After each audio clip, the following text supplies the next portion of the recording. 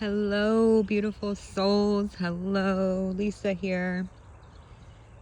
And today's topic of discussion is the challenges that arise in the beginnings of your self-love journey. At least these were the challenges that arose for me. So I want to share it with you all because maybe it can save you some time and energy in figuring out what I had to figure out in the beginnings. It was like 2.5 years ago, and I was sitting outside in my backyard, just really figuring out what self-love means, like on an internal level for myself. And it's love is important part of self-love, and then there's self.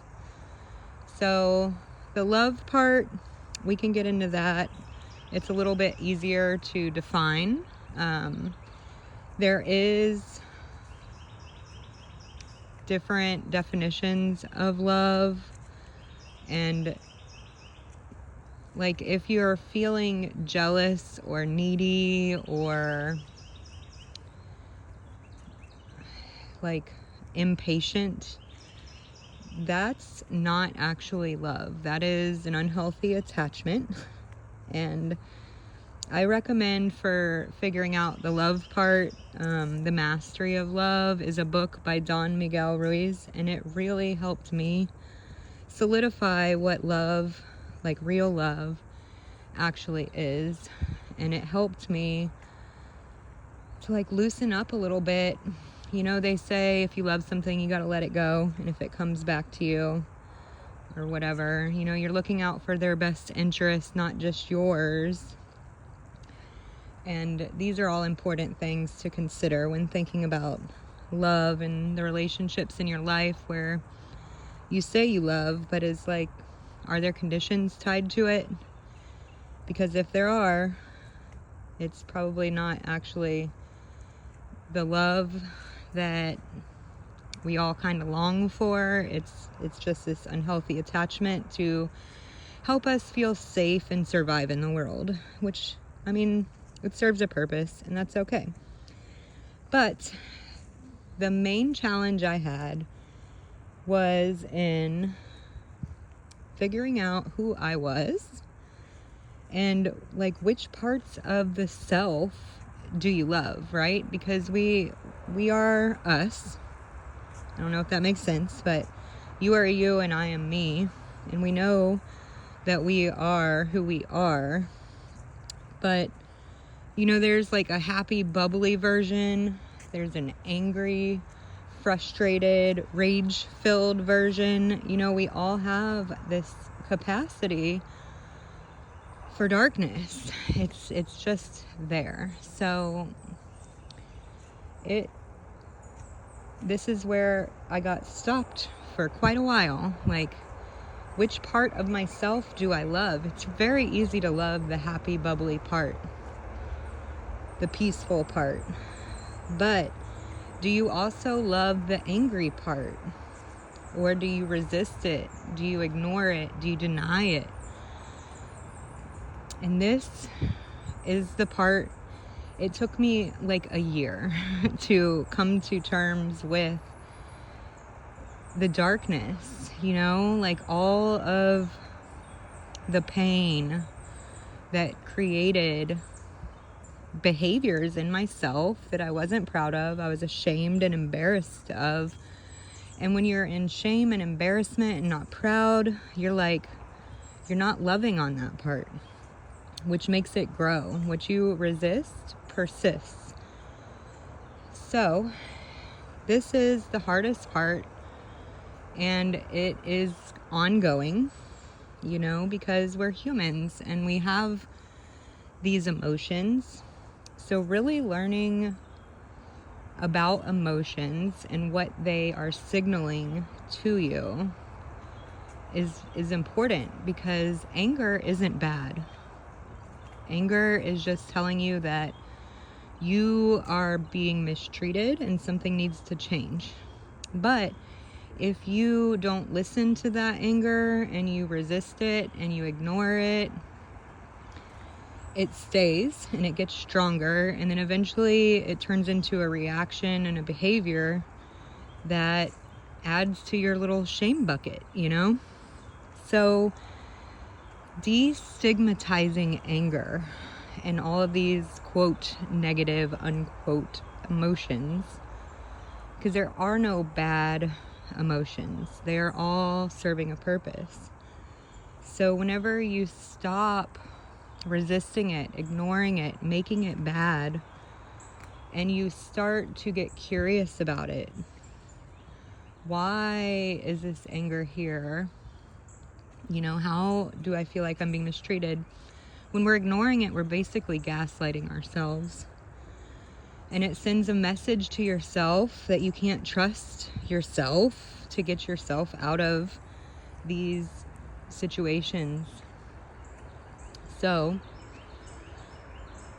really getting curious about all of the times I was deeply ashamed of and embarrassed about all of the behaviors that I did that weren't in alignment with who I am.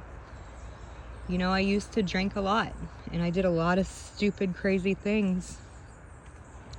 So going back to her, when she was doing those things, she didn't have the capacity to feel what was going on. So I had to go back to her and sit with her and just let her be, trying to understand her, where she was, feeling those feelings come up while I'm there with her. You know, she felt hopeless. She was full of pain. She was lonely. She just wanted help. She didn't know how to ask for it. You know, she just wanted to know she was okay. And so going back to her and getting curious about it and trying to gain understanding and nurture her, it creates this love for even your bad parts, right? The monsters within. And this is the beginnings of shadow work. And it's a huge, huge part of self-love, because self-love isn't just loving the good parts. It's loving the most evil parts of yourself as well, and understanding how they come about. And really all they want is love. You know, they just want to be seen and heard. Your anger, it just wants you to see it, hear it, and like say something, you know, create a boundary to protect yourself. And so this was where I was stuck for quite a while, is this question of which self do I love, you know, because there's so many parts of us. And really the biggest breakthroughs that I've had have all come after really sitting with parts of myself that I was deeply ashamed of. And I was ashamed of them because I didn't understand them. And as soon as I dig in and get to the root of it, you know, understand why she was doing what she was doing, that she felt the way she felt, all this pain that she couldn't feel because it wasn't allowed at that time, or she couldn't for whatever reason. It's in sitting with those parts that you become more whole. It's accepting every single part of yourself and showing it love. And when we do this, it's like all these evil parts, these demons or whatever we want to call them inside of us, they all just want love too. And that's really what I learned the first couple years in this journey, was to love all the parts. Even the parts that you don't want to love are the ones that need it more than anything. So I hope this nice little walk and talk has been helpful.